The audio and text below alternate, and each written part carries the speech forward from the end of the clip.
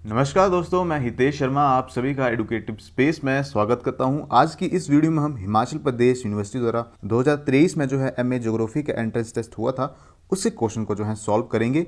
अभी तक हमने जो है 1 से लेके 50 तक जो है क्वेश्चन सॉल्व कर लिए हैं। आज की इस वीडियो में हम 51 से लेकर जो है 75 तक 25 क्वेश्चन ये जो है सॉल्व करेंगे। आज की ये जो वीडियो है पार्ट 3 है इस सीरीज का। अभी तक आपने जो है पार्ट 2 नहीं देखा हुआ है तो उसको जरूर देखिएगा, उसके बाद जो है आप पार्ट 3 पे चलिएगा। तो वीडियो शुरू करने से पहले कुछ बेसिक इन्फॉर्मेशन आप सभी के लिए। ये जो एंट्रेंस टेस्ट रहता है टोटल 100 क्वेश्चन का रहता है। आज की इस वीडियो में हम 51 से लेके 75 तक जो है क्वेश्चन सॉल्व करेंगे। टोटल जो है आपको टाइम दिया जाता है 1.5 घंटे का, 1.5 आवर का जो है टाइम दिया जाता है इस टेस्ट को करने के लिए। और इस टेस्ट का जो है हर एक क्वेश्चन जो है हाफ मार्क कैरी करता है, आधा नंबर का जो है हर एक क्वेश्चन रहता है। और किसी भी प्रकार की नेगेटिव मार्किंग आपको जो है इस एंट्रेंस टेस्ट में देखने को नहीं मिलती है। सो ये थी कुछ बेसिक इन्फॉर्मेशन। सो वीडियो शुरू करने से पहले अगर आप इस चैनल में नए हैं तो चैनल को सब्सक्राइब कर लें, साथ ही बेल आइकन को दबा दें ताकि आने वाली जो वीडियोस हैं उसकी नोटिफिकेशन आपको सबसे पहले मिल सके। और साथ ही हमारा जो टेलीग्राम चैनल है उसको जरूर ज्वाइन करें, लिंक जो है डिस्क्रिप्शन में आपको देखने को मिल जाएगा। तो चलिए इस वीडियो को शुरू करते हैं। सो आज की इस वीडियो का हमारा जो पहला क्वेश्चन है 51 जो क्वेश्चन है वो है हमारे पास, which of the following influences the oceanic salinity. निम्नलिखित में से कौन सा महासागरीय लवणता को प्रभावित करता है। ऑप्शन है हमारे पास river, land, wind, ash from volcanoes. Hindi में कहे तो नदी, भूमि, पवन, ज्वालामुखी से निकली राख। सो इसका जो सही आंसर रहेगा वो रहेगा हमारे पास ऑप्शन नंबर ए, रिवर यानी नदी। मूव ऑन करते हैं नेक्स्ट क्वेश्चन की ओर। और अगला जो क्वेश्चन है वो है हमारे पास, which one of the following is the cold current. निम्नलिखित में से कौन सी ठंडी धारा है। ऑप्शन है हमारे पास Brazilian current, Gulf Stream, Japan current या तो फॉल्कलैंड करंट। हिंदी में कहें तो ब्राजीलियाई धारा, गल्फ स्ट्रीम, जापान धारा या तो फॉकलैंड धारा। सो इसका जो सही आंसर रहेगा वो रहेगा हमारे पास option number D, Falkland current. यानी फॉकलैंड धारा जो है वो हमारे पास कोल्ड करंट है और बाकी जो सारी की सारी करंट्स हैं वो हमारे पास वार्म करंट्स हैं। मूव ऑन करते हैं नेक्स्ट क्वेश्चन की ओर।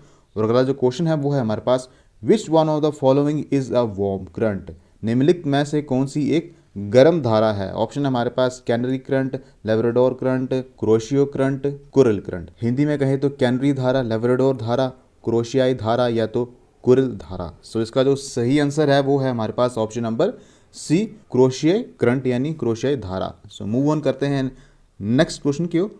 और अगला जो क्वेश्चन हमसे पूछा गया था वो है, normally there is a dash day interval between spring tide and neap tide. सामान्यतः बसंत ज्वार और लघु ज्वार के बीच डैश दिन का अंतराल होता है। ऑप्शन है हमारे पास 2, 7, 4 और 3। 2, 7, 4 या तो 3 दिन का अंतराल होता है। सो इसका जो सही आंसर रहेगा वो रहेगा हमारे पास ऑप्शन नंबर बी, 7 डेज का, यानी 7 दिन का जो है अंतराल रहता है किसके बीच में, स्प्रिंग टाइड और नीप टाइड के बीच में।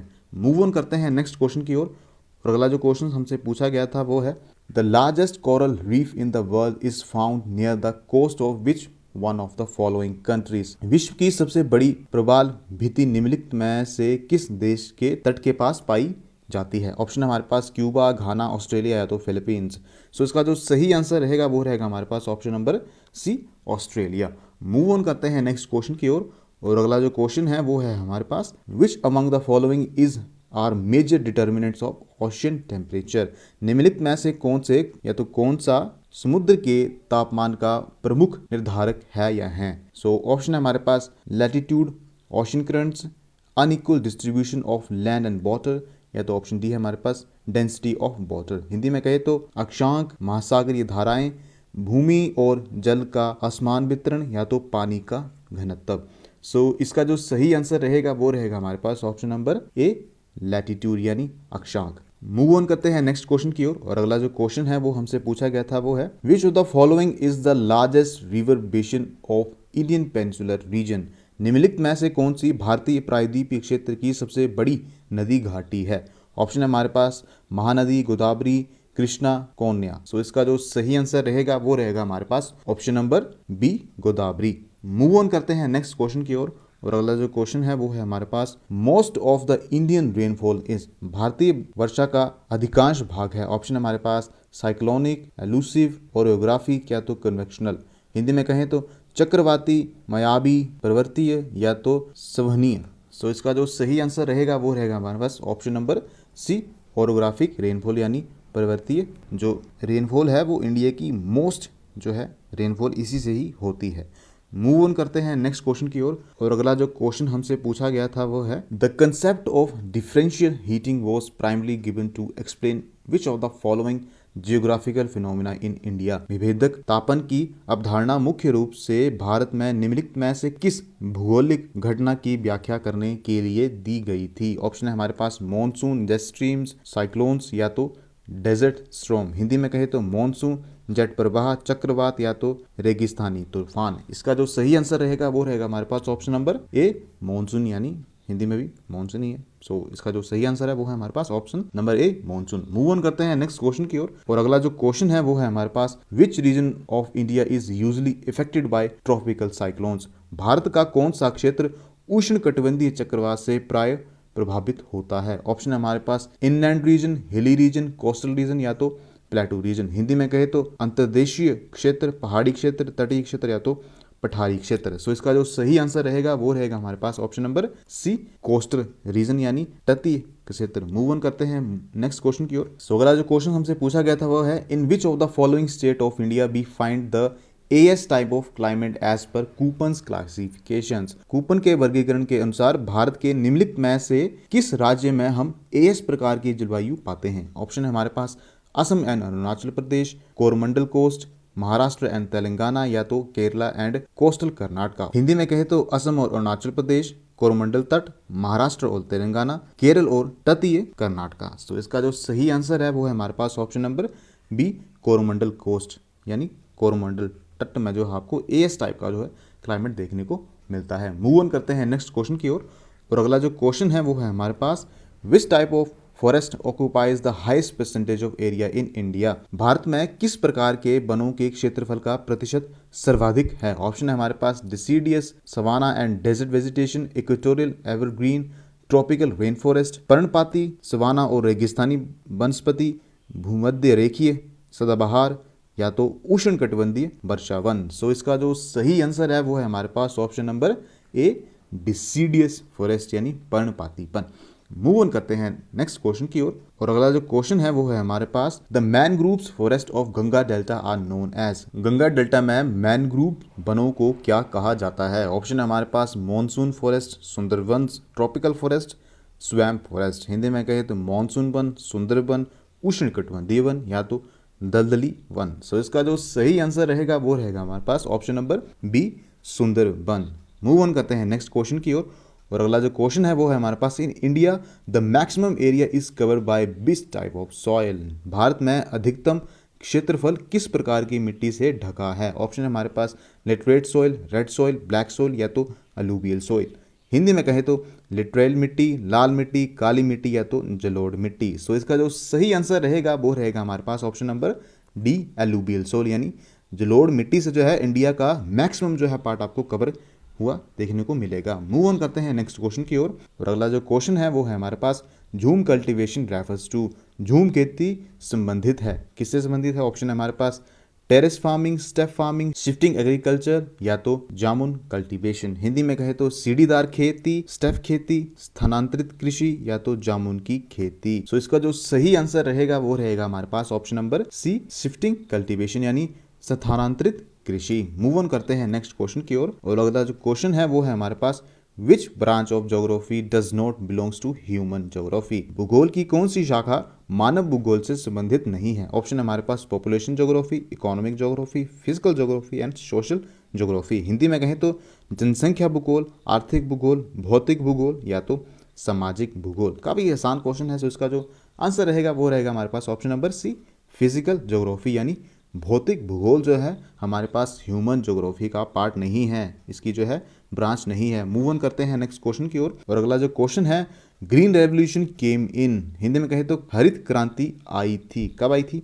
ऑप्शन है हमारे पास 1940 में, 1960 में, 1917 में या तो 1980 में। सो इसका जो सही आंसर है वो है हमारे पास ऑप्शन नंबर सी 1960 में यानी 1960 में जो है हरित क्रांति आई थी। मूव ऑन करते हैं नेक्स्ट क्वेश्चन की ओर और अगला जो क्वेश्चन है वो है हमारे पास which of the following states experience the lowest percentage of urban population. निम्नलिखित में से कौन से राज्य में शहरी आबादी का सबसे कम प्रतिशत है। ऑप्शन है हमारे पास बिहार, असम, त्रिपुरा या तो हिमाचल प्रदेश। सो इसका जो सही आंसर है वो है हमारे पास option number D, Himachal Pradesh. Move on करते हैं नेक्स्ट क्वेश्चन की ओर, और अगला जो क्वेश्चन है वो है हमारे पास which of the following is an important determinants of population change. Hindi में कहे तो निम्नलिखित में से कौन सा जनसंख्या परिवर्तन का एक महत्वपूर्ण निर्धारक है। ऑप्शन है हमारे पास migration, human development report, net attendance ratio, life expectancy. Hindi में कहे तो प्रवासन, मानव विकास रिपोर्ट, वास्तविक उपस्थित अनुपात या तो जीवन प्रत्याशा। सो इसका जो सही आंसर रहेगा वो रहेगा हमारे पास ऑप्शन नंबर ए, माइग्रेशन यानी प्रवासन। मूव ऑन करते हैं नेक्स्ट क्वेश्चन की ओर, और अगला जो क्वेश्चन है वो है हमारे पास dash provide a strong base for the development of metallurgical industries. धातुक्रम उद्योगों के विकास के लिए डैश एक मजबूत आधार प्रदान करते हैं। ऑप्शन है हमारे पास energy minerals, ferrous minerals, non ferrous minerals या तो प्रीशियस मिनरल्स। हिंदी में कहें तो ऊर्जा खनिज, लौह खनिज या तो कीमती खनिज। सो इसका जो सही आंसर रहेगा वो रहेगा हमारे पास option number B, ferrous minerals यानी लौह खनिज। मूव ऑन करते हैं नेक्स्ट क्वेश्चन की ओर, और अगला जो क्वेश्चन है वो है हमारे पास dash is an example of private sector industries. Dash निजी क्षेत्र के उद्योग का एक उदाहरण है। ऑप्शन है हमारे पास भेल, सेल, टिस्को या तो CIL। सो इसका जो सही आंसर रहेगा वो रहेगा हमारे पास option number C, TISCO. So इसकी जो फुल फॉर्म है वो है हमारे पास Tata iron and steel company limited. So move on करते हैं नेक्स्ट क्वेश्चन की ओर, और अगला जो क्वेश्चन है वो है हमारे पास which of the following is a centre for woollen textile. Hindi में कहे तो निम्नलिखित में से कौन सा ऊनी वस्त्रों का केंद्र है। ऑप्शन है हमारे पास इंदौर, पोरबंदर, उज्जैन या तो बीकानेर। सो इसका जो सही आंसर है वो है हमारे पास option number D, Bikaner. Move on करते हैं नेक्स्ट क्वेश्चन की ओर, और अगला जो क्वेश्चन है the subject matter of population geography is taken from which of the following areas. जनसंख्या भूगोल की विषय वस्तु निम्नलिखित में से किस क्षेत्र से ली गई है। ऑप्शन है हमारे पास एंथ्रोपोलॉजी, डेमोग्राफी, इकोनॉमिक्स या तो वेलफेयर इकोनॉमिक्स। हिंदी में कहे तो नृविज्ञान, जनसंख्यिकी, अर्थशास्त्र या तो कल्याणकारी अर्थशास्त्र। सो इसका जो सही आंसर है वो है हमारे पास ऑप्शन नंबर बी, डेमोग्राफी यानी जनसंख्यिकी। मूव ऑन करते हैं नेक्स्ट क्वेश्चन की ओर, which is not a part of human development of people.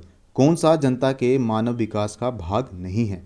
Opportunities, freedom, health, number of peoples. Hindi में कहे तो अवसर, स्वतंत्रता, स्वास्थ्य या तो लोगों की संख्या। सो इसका जो सही आंसर है वो है हमारे पास option number D, number of peoples यानी लोगों की संख्या।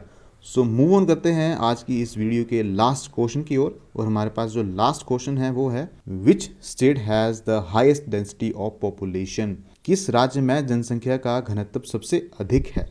हरियाणा, उत्तर प्रदेश, वेस्ट बंगाल या तो बिहार। सो इसका जो सही आंसर है वो है हमारे पास ऑप्शन नंबर डी, बिहार। तो ये था हमारे पास आज की इस वीडियो का लास्ट क्वेश्चन।